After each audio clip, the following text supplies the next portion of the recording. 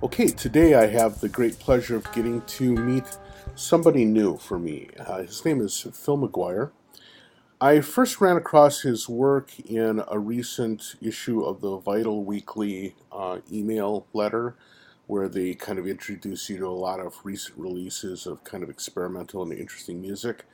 I have a tendency to go through their thing and read and listen, and this caught my ear in a big way. And so then I went out and I ran across a interview that he did and some of his other work, and I just have really I've fallen in love with his work. And so I was really anxious to reach out to him. We got a chance to get a conversation started. And with that, I will get the chance to say hello to Phil McGuire. Hey, Phil, how are you? Hey Darwin, I'm very well. Thank you for having me. Yeah, thanks a lot for taking time out of your schedule to spend some time with us. So I Oh, no just problem. babbled on about a bunch of things that I just tripped over that are yours, but why don't I have you kind of explain what some of your most recent work is like, or what are some of the Oh, things you've been doing lately? okay, so most recently I've been, this I suppose there's been kind of three strands to what I've been doing recently. One of those is improvising, free improvisation, solo and with other musicians with a small electronic setup. The other thing would be composing electronic music. So maybe the piece you heard or the piece that you saw in the Vital Weekly newsletter is quite indicative of that kind of thing, kind of lowercase, reductive, a little bit drony kind of things.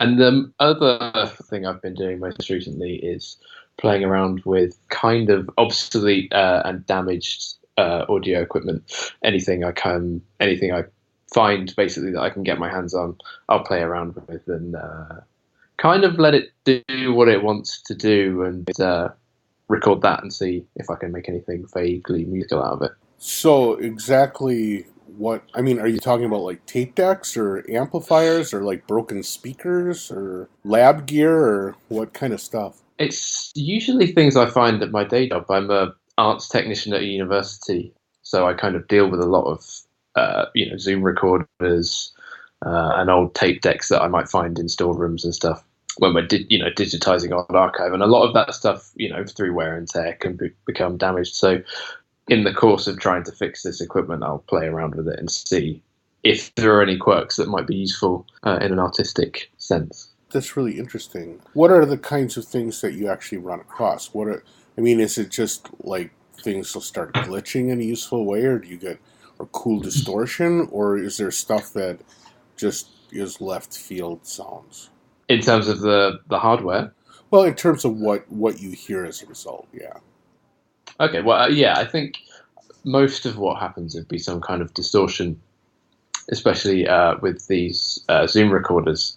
The ones I've used, they seem to have, when they get past a certain age, they seem to seemingly out of nowhere produce kind of white noise. It's a very kind of interesting, very rich kind of white noise. It's a lot of peaks and troughs, and I don't know what's going on in the circuitry or or anything, but it's something I find very interesting. So I've made quite a few recordings of that kind of thing, and with the tape decks, it's more or less what you would expect. Not playing things back at certain speeds or the squeak of the spindles, coming out in the when you record digitize a tape or something.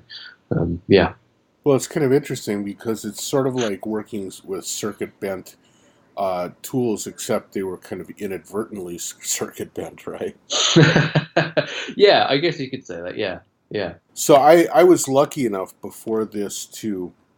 I also reached out to you for the Cycling 74 newsletter to talk to you in that regard. And so you provided some information that was helpful for me to get some background. And one of the things you pointed to was this. I'm hesitant to call it a salsa band, so we'll just say a Latin styled band called Arcadio. But it's got a really unique sound because not only do you have a synth player, but you're not even the synth player. You're just listed as electronics. And when you listen to it, it's a very interesting mix of like very trad Latin sounds with very cool and almost experimental electronic sounds. How did that even come up as an opportunity for you? So Arcadio is a band. The kind of main mastermind of the band is my friend Andy Hall. He's a composer from London. He's originally a trumpet player, so I think he's kind of got a lot of this music kind of ingrained in his background, and has been playing with various kind of jazzy, Latin-y combinations of stuff for a long time. He approached me, must have been 18 months, 2 years ago now, when I was getting, when I was really starting to find what I was interested in terms of found sound and glitchy textural noise kind of material in my own work. And he said, I'm putting together this Latin band. I want it to have a really strong electronic component, but I don't want you to do anything rhythmic, was kind of paraphrasing what he said slightly. But he came to me and he very specifically said that he wanted me to do textural stuff, which I thought would be quite an interesting challenge, because a lot of Latin music is so locked into, these rhythmic patterns and clave and all this kind of thing. Right. So to have a role that is specifically non-rhythmic in that was something I didn't want to pass up, really. It's just, for me, it's one of those things where I can just turn up and make a racket, and it's just a ton of fun, that band. Yeah. Well, anytime you have the chance to make a racket, how that's got to be awesome. You've got to say yes to it. Yeah, you have to say yes to it, right? If we talk about the music that I first ran into of yours, what you call your composed work, it very much is. It's kind of droney, but not exactly droney. It's sort of like lowercase glitchy, but not exactly glitchy. But what it is a lot of times it's very quiet and contemplative, right? And I'm curious, what is the influence, or what drew you to that? Because I don't think that was always your music. I think if I go back a ways, I actually run across things that are a lot noisier and more intense, but it seems like you've been moving towards this very slow and quiet kind of sound. Yeah, I think it's something that maybe happened in stages.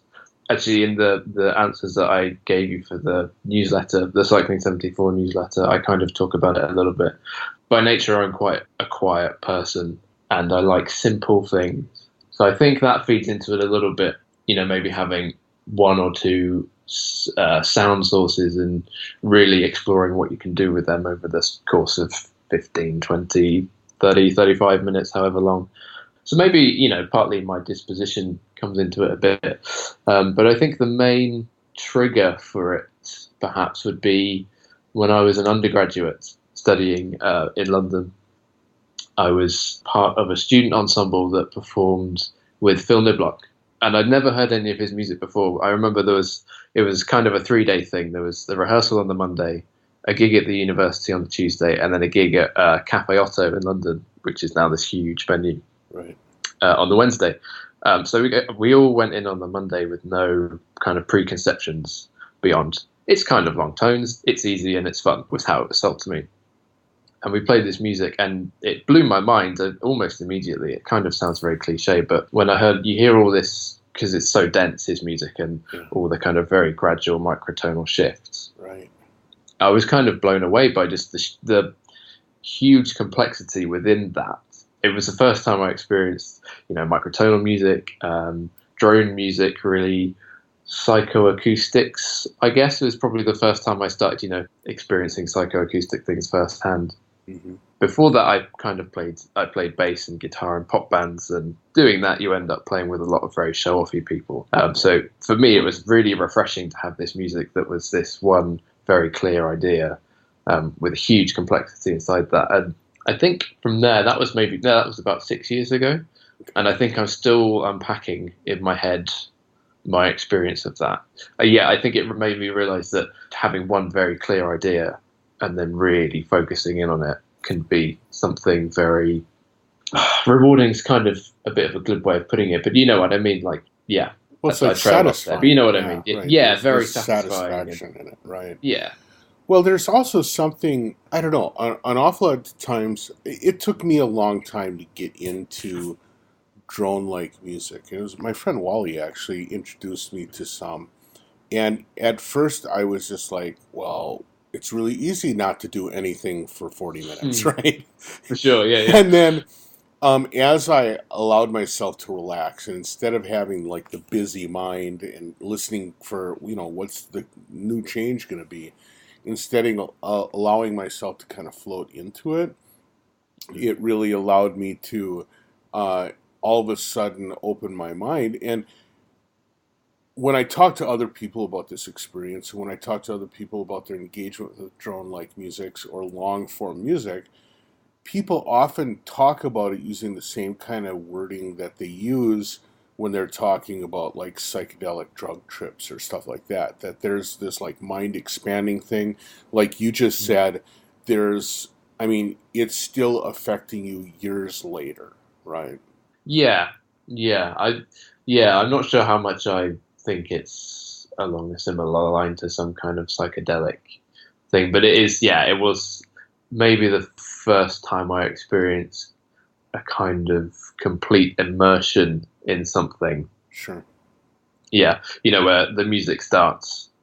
This is it. You're in it, and you go with it for however long the piece is, right? And then you come out of it. That for me was far more rewarding and actually a lot more interesting than pop arranging and song form and that kind, scales. The 3.5 minute song form, right? Exactly. Yeah. This one kind of very rich environment was infinitely more interesting to me than any of that.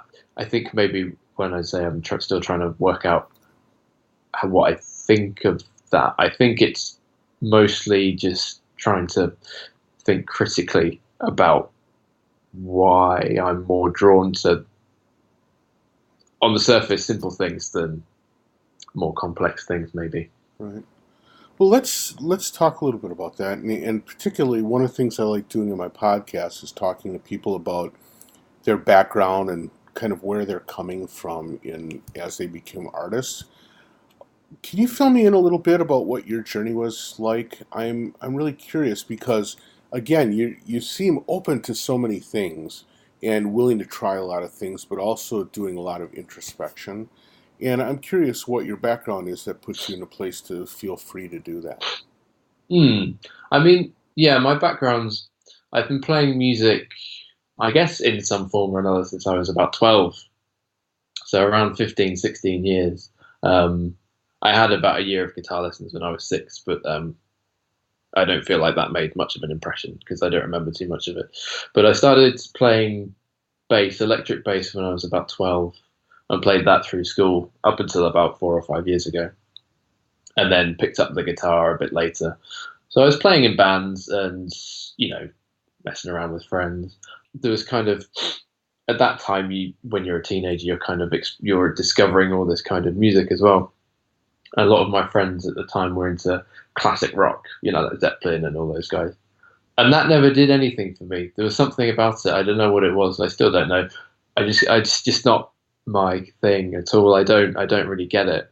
So I think maybe slightly as a response to that, I kind of had to figure out, well, what did I like? Because this was surrounding me all the time. All my friends were into it, and my dad was listening to Yes and Weather Report and stuff.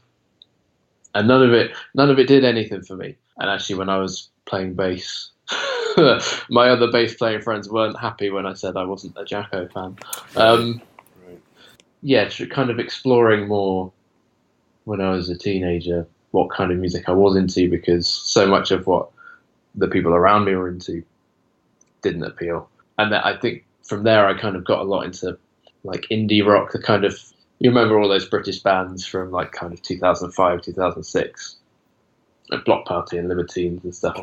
Right. Very kind of, for me, I always thought their music sounded quite thin in comparison to, classic rock and stuff, Mm-hmm. Guitars with like not many effects and thin sounding drums and stuff. And I really liked that. It sounded very fresh to me, I guess. Right. So I got very into that.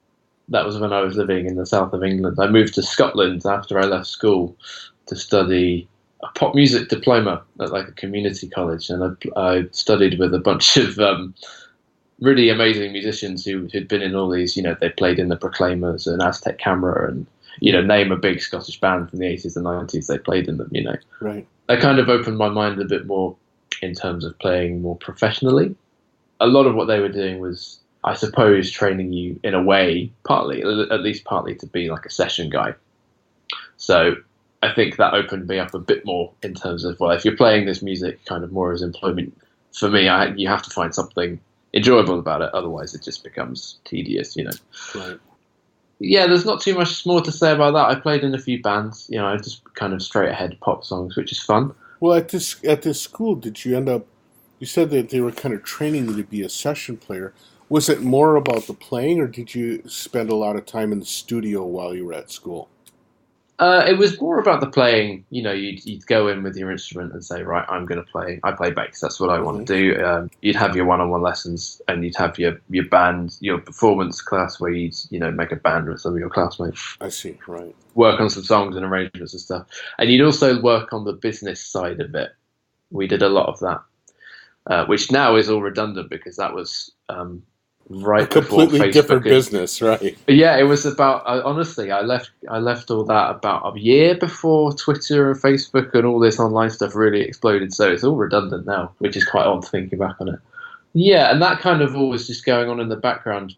After a couple of years of that, I suppose, but I got into kind of instrumental, kind of post-rock stuff. I remember one band I really nerded out on was Explosions in the Sky, and maybe for a similar reason as the Nidblock, this kind of big sound. And it suited me. You could start a band, but you don't have to sing. You don't have to have someone who's like, a singer and super confident at the front. Right. I went to see them at the Barrowlands in Glasgow, this kind of famous rock venue, and a guy called Alluvium was opening. And usually at the time I'd skip support bands and stuff, but I went along to see this guy because I was early, basically. And he played this really gorgeous guitar loop, instrumental, swell, repeating pattern kind of thing. And that kind of blew me away a bit because I hadn't experienced, that was the first time I'd experienced anything like that, someone playing an electric guitar, but just stood by themselves. They had like a looper and a couple of things. So that impressed me. It had a big impression on me. So I spent a few years after that making not too bad guitar loop music, but it became formulaic very quick. So I did that for a couple of years and then moved back to England, went to London for university, and then was doing all this, but at the same time being introduced to, Steve Reich and Stravinsky, Boulez, Schoenberg, all the huge 20th century guys. Mm-hmm. So it became very soupy for me. I think, I don't know, I feel like talking about it now, I feel like there's always been a thread of, there's been lots of stuff, music stuff. I've always been at least aware of it, even if I wasn't interested in it. So I think I've kind of, as much as I hate Yes from my dad's endless hours of listening to it, I think that might have opened me up a bit. It kind of set me off searching because I knew I didn't like that, so I had to go find what I did like.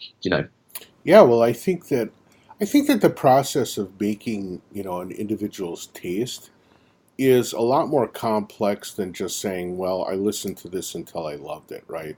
I do think that there's a pretty significant component of saying, well, I listened to this and I really didn't love it, or conversely, I got bombarded by this thing and I never want to hear it again, right? Yeah, I'd be quite happy if I didn't hear another Wakeman solo. But at the same time, I think that you can make that a positive thing, because it does make you think critically. You think, I don't like this. But why didn't I like it? Exactly. You can think, why didn't I like it? So then you can be more informed in searching for what you do like, Sure.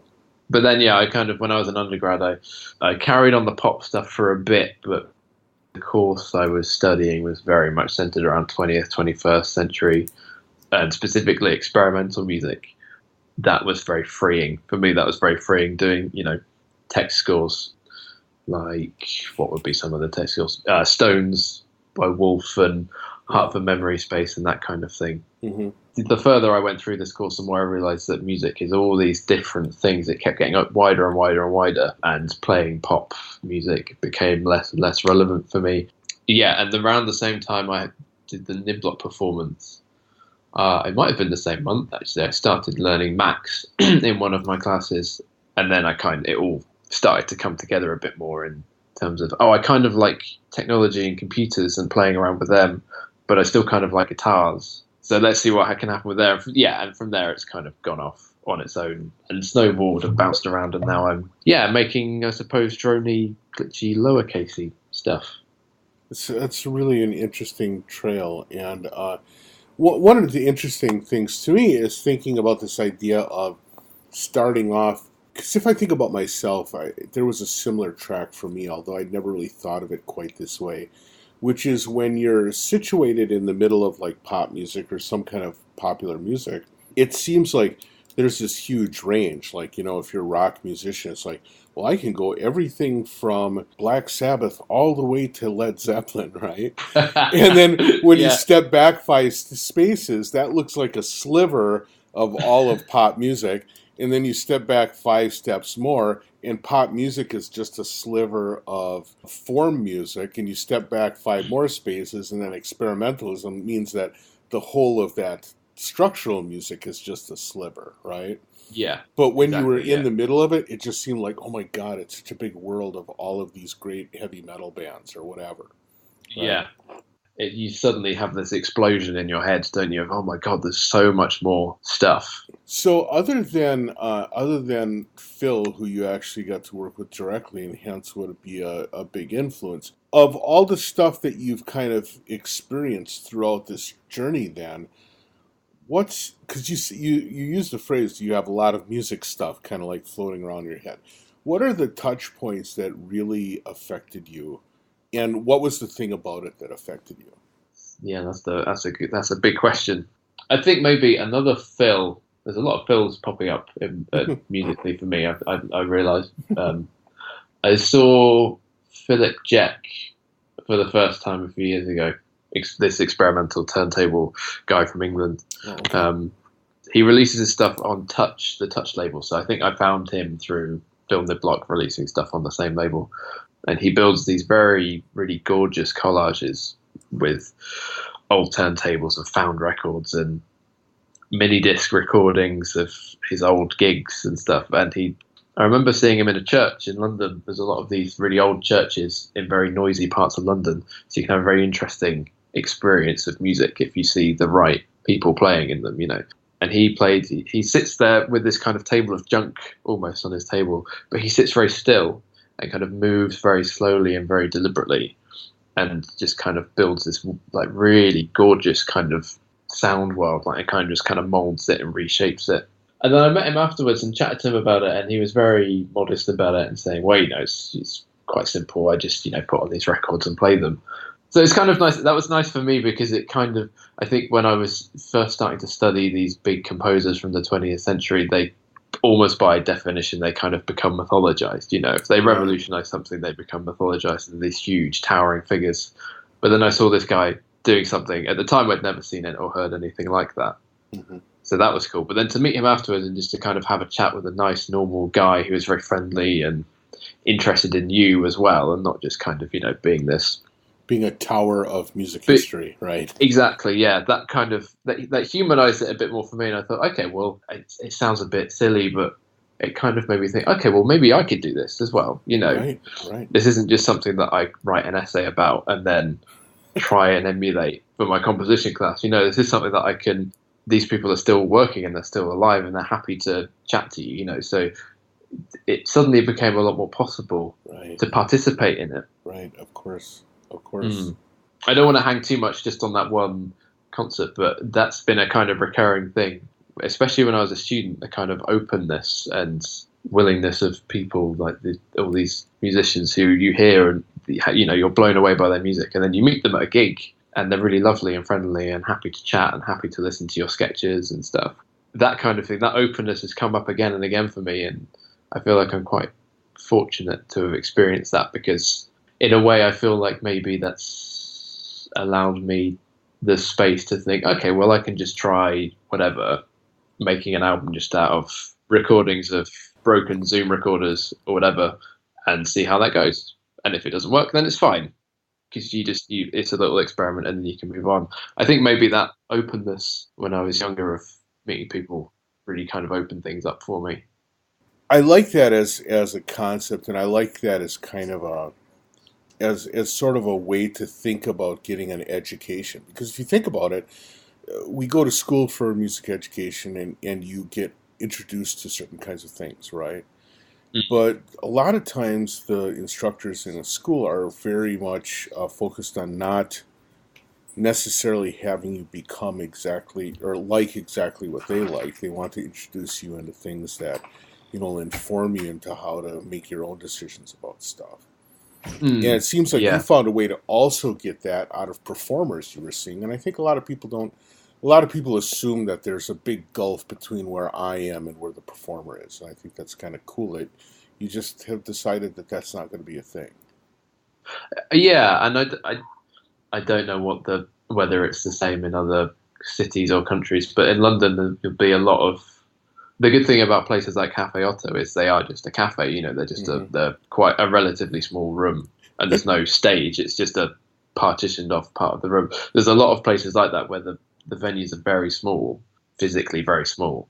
So when you're at a gig, you can just go. You can walk right up to them afterwards. And I don't think I've ever had an experience where I've gone up to a performer after a gig. I don't always. Sometimes I don't feel like I need to talk to them, But I don't think I've ever had an experience at a gig in London where I've gone up to a performer and they've not been willing to talk about. They've never not been willing to have a chat, and I think that's something that I hope exists in other places. But in London, kind of is a very fortunate thing that venues are quite small. That sounds a bit odd, doesn't it? But you know what I mean? Like, thing of the physical distance is so much less because you're in a small space. So Right, and it's funny because I think it used to be different here in the States. It used to be a lot more oriented towards these performance venues where there was always a stage and an audience thing. And then, people, I guess if you go back to like folk tradition, there was a lot more where people were just sitting among people. But now, coffee shops are opening themselves up for electronic performances or whatever. And then when the person's done, they kind of stand up and walk over and get a cup of coffee. And it is a wide open opportunity to talk to them. You just have to be willing to imagine that they'd actually want to talk to you too. yeah, Right? Which is maybe sometimes not always easy to do either. yeah, and I found that if it's especially electronic musicians, the less you talk about their gear, the more that willing they are to talk to you. I agree. That's true. Because there's always, who did I see? I saw Toshimaro Nakamura the other week, the no input mixer Japanese guy. I've been into his stuff for a few years now, and that's the first time I got to see him play. He was playing with a tuba player actually, and after the gig, I didn't go and chat to him, but after the gig, I saw a bunch of people go straight up to him and start pointing at his mixer and his pedals and go, "Oh, what does that do? What does that do? What does that do?" And I'm sure to a point he's happy to talk about it, but as someone who's not interested in gear, I find that not something really that worth talking about. Yeah. And actually, a friend of mine who plays, he makes kind of, he's a songwriter, but he makes very kind of atmospheric music. He bought a Moog, one of the bass Moog sub synths, and he said for about 6 months afterwards, everyone would come to his gigs, and the first thing they would say was, "Oh, hey man, your Moog sounds great." Not "I liked your songs," or, right. Or even that you sound great, right? Exactly, your Moog sounds great, and I think that I feel like okay. Maybe the Moog does sound great, but it's kind of a bit of an easy thing to go to. Yeah. Well, it is Maybe. I mean, it's amazing that music gear is something that has become such a fetish thing. And I have to admit that I have my fetishism for the gear ebbs and flows over time, and there have been times when I've gotten pretty obsessed with it as well. But it is interesting that unlike power tools or whatever, but I think maybe it's just like one of the things I would say is a lot of the gear obsession tends to be really male oriented also. And maybe it's just a male genetic thing, right? Where it's like whatever you do, you have to make sure that you're competing with everybody else to see like who's got the coolest table saw or something. I don't know. It's exactly that, isn't it? Yeah, like the classic guitar shop scene of everyone's kind of squaring off, Right. About who knows the most about valves or whatever. Right. Unreal. I don't know. I'm just not interested in it. Well, good for you. I think that's great. Yeah, I mean that's not to say that gear is worthless. I have a lot of respect actually for people who spend the time and the money actually putting together a set of really high quality equipment. Like this friend of mine with the Moog, he spent a lot of time buying and selling equipment to find stuff that will help him make the music he wants to make. Right. I think that's quite a healthy way of approaching it. But I think maybe growing up, I encountered so many people that only bought the X because Y played it, or because there was a certain kind of valve in it. It just seemed very kind of a bit academic, to me, and a bit I don't know, collectory. Right. Perhaps. Yeah. Very much. And you said something earlier that I really want to dive into a little bit, because I think it's related to what makes you kind of peculiar in the music that you're doing. You said that when you kind of got into doing loops and guitar loop things, that you felt like it was kind of successful, but it also became formulaic after a while. And I guess I've noticed that as a real easy thing to fall into when you start doing looping stuff, particularly looping stuff. But I'm curious, what is it that in your mind are the formulaic traps, and what are the things that you do when you're doing these long form works that you use to make sure that you're not using the same trope? I think with especially looping, and especially looping guitars, it's very easy to fall into the you approximate some kind of rhythm or drum beat kind of thing, and then you put a bass line on top, and then you put a chord progression on top, and then you put a melody on top, and to the point where it builds and builds and builds and builds, and then you might drop it all out except for one loop, but then you'll bring everything back. That was the kind of thing I was doing. Not so rhythmic, but that was the kind of thing I was doing, building up some layers and then dropping them, and then building them and dropping them, and eventually I'd stop.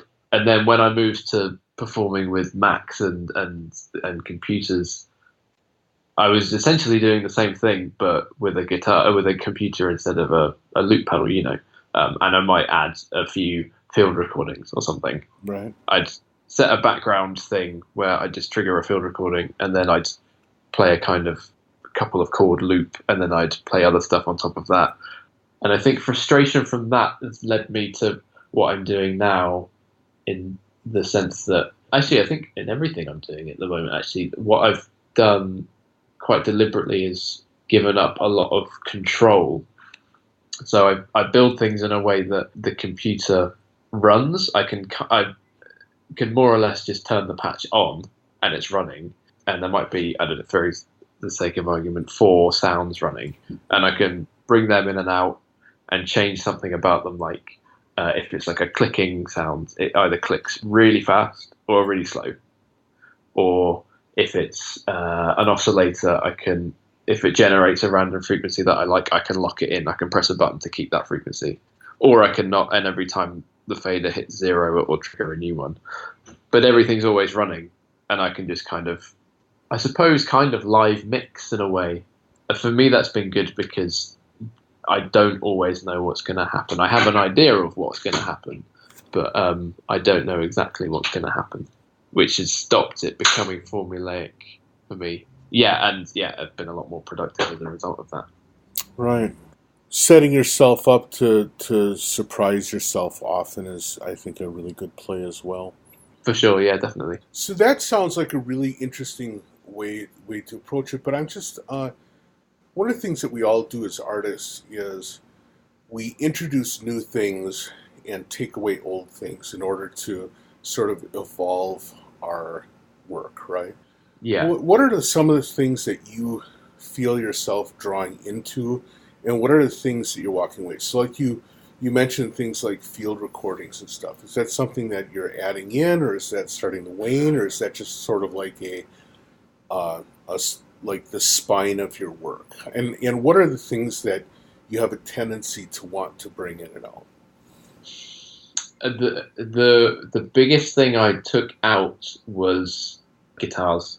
There was something about, I don't know if I think it probably would have been the same if I played, the saxophone or anything else. There was something about it that I felt very rigid, and I didn't feel like I was being very creative when I was trying to write music with them. So as soon as I got rid of that and just worked with electronics and the computer, that opened up to me, and I think that was probably the biggest thing I've taken out that's been good for me, because I think something about the interface maybe between me and what I was making the music on. I got rid of all those muscle memories. You know, you can, if I just program something to press go, it's you can have something you never imagined you would have. Right. So that's probably the biggest thing. Field recordings, I took them out entirely for a while because it was this thing of I put too many in. I didn't really know why I was using them. I just wanted more texture. Right. And hey, field recordings are cool. I'm bringing them back in. I still make them. Like I was on vacation in Portugal last week, and I made a few field recordings there.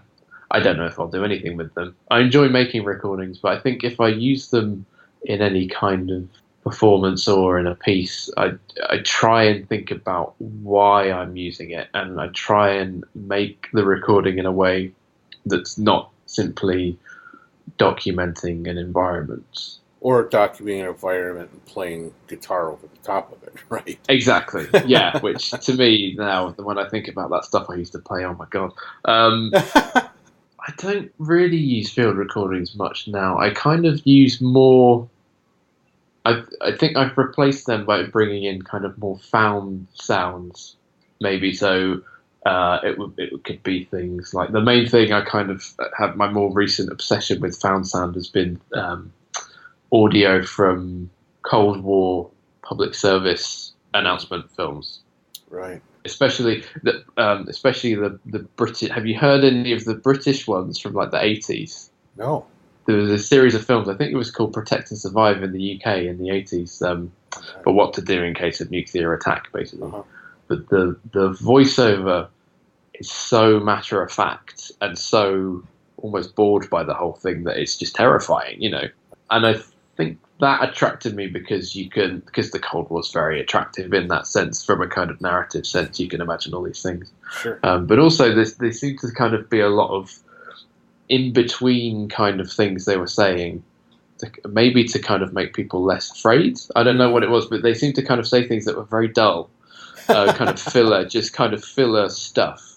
So for this one piece I made last year, I took some audio from some American Cold War films actually, but I didn't use anything that kind of talked about fallout or shelters or bombs or anything. I just took the bits where the announcer would say things like, "Would you know what to do?"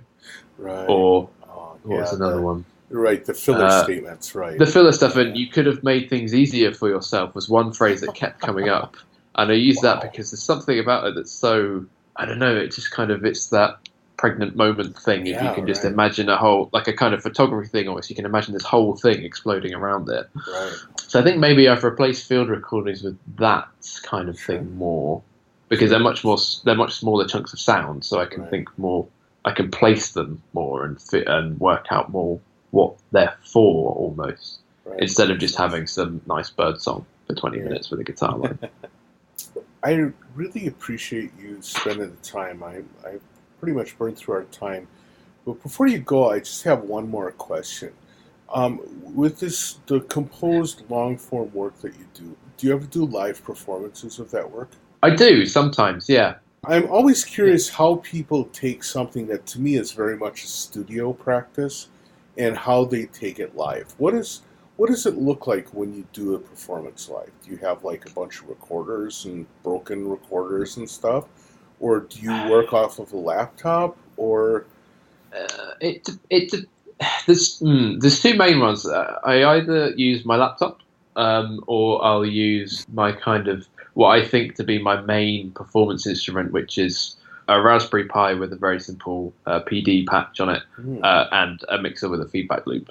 Oh, okay. So if I'm performing with my laptop, it will be performing with a patch that I made specifically for one piece. Okay. So there was a piece I made last year called Structure, which is essentially 8 layers of oscillators, changing frequency and delay time and something else, some kind of ring mod very, very quickly.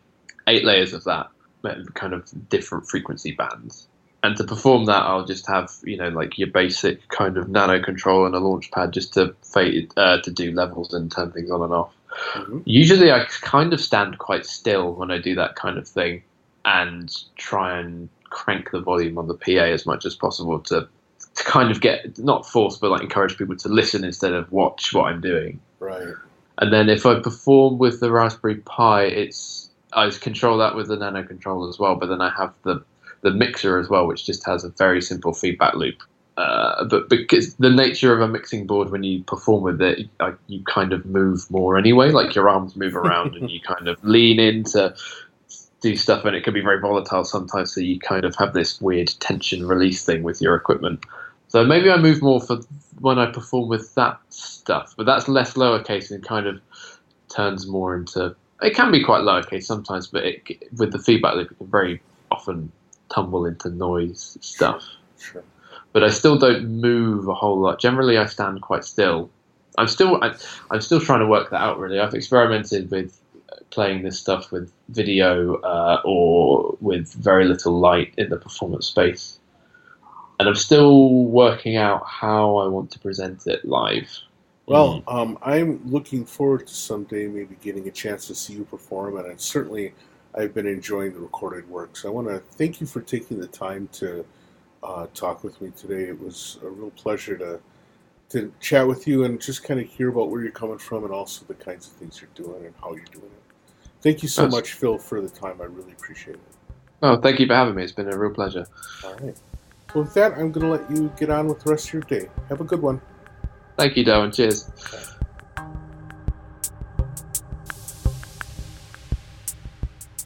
Hey, thanks a lot again to Phil for letting us hear about his process and hear about how he goes about the things he does. It's always interesting hearing from a guy who's got a lot of different ways that he approaches his work. I want to thank you, the listeners, for tuning in again this week. I also want to thank you for giving me a week off last week. It was nice to have a little time off. I want you to make sure that you continue sharing this with your friends, with people that you meet, people that you know. I want to thank everybody I got to see last weekend when Rodent was in town. It was fun to hang out with y'all. But in general, just hang in there, share this with people, and I will be back next week. Thanks a lot.